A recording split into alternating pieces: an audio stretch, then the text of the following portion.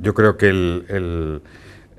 la idea del presidente chino, la idea de un desarrollo compartido, la idea de una comunidad de destino, es el espíritu del G20 desde hace 7 años, desde 2008, desde su nacimiento, y ciertamente el mundo tiene que ser consciente que hemos hecho una economía global, hemos hecho una intercomunicación global, hemos permitido que los capitales circulen globalmente y por tanto tenemos cada vez un destino unido, un destino común. Y la ideología que tiene que liderar es la ideología de la cooperación. Well, I think that the Chinese dream embodies a very ambitious concept, and I think that China is on track to achieve that concept, which is to build a moderately prosperous society for all. I believe that that is the main goal, and from my viewpoint, the 4 comprehensives outlined by President Xi help it very much to sustain that main goal. I mean, comprehensively deepen reform. That's a very important building block to achieve a moderately prosperous society. And I am very well aware of the challenges political leadership are confronting now to keep reform ongoing. But this is not the only comprehensive related to this. There is also the idea that comprehensively you need to strengthen party discipline, for example, to fight corruption, to increase transparency. And I think there's a major issue, and China has demonstrated its commitment towards it by moving forward, even with regard to reforming the judiciary system. Therefore, these comprehensives, as well as the others, are making a major contribution towards the achievement of a moderately prosperous society in the mid-term.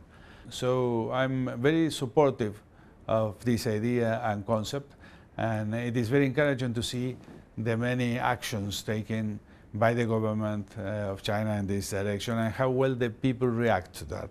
It is also obviously will be a bumpy road in many aspects. There will be many challenges ahead, but I am pretty sure that common sense and cooperation will prevail. I had the privilege and the honor to be present to his talks with President Xi Jinping, and I have the best impressions from him. I think it's a very good leader with bright visions for the future, not only of China, but for the positive development of the whole world.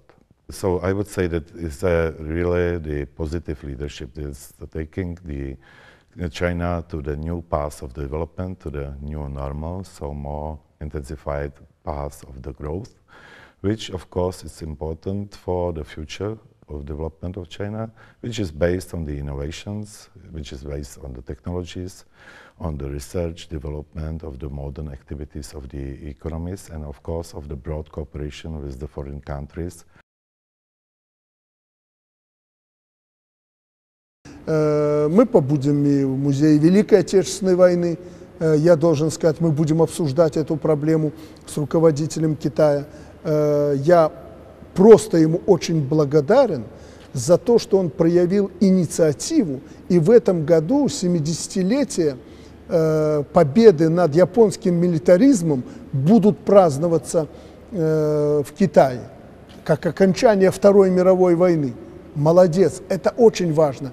И то, что Китай к этому процессу подключился, итоги Второй мировой войны никогда не будут забыты.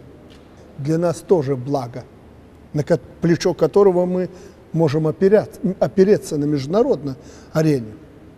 В любой части мира мы можем опереться на плечо Китая. The way I look at it, there are 2 phases.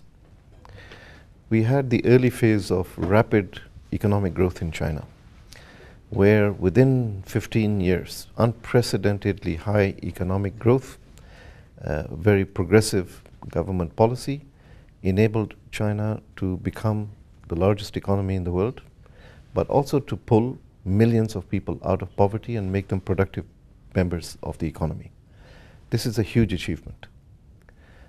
You cannot underestimate the importance of that achievement, because that has created such a positive dynamic for growth, employment in the country, but also internationally. So that early phase brought with it the need for rapid investment and development that also led to unintended consequences like pollution. I think this is the second phase of economic growth in China, is going to be on the quality of growth. How do we assure that this high growth also has a high quality? How can it be cleaner? How can it be more efficient? How can it involve less pollution? So I think, this second transition is going to be an extremely important one, because there are going to be many lessons for other countries in the world on how to improve the quality of development, that it is going to provide a healthy and sustainable living for the majority of the population, and that over the long term you can see a benign growth that lifts many other people also out of poverty.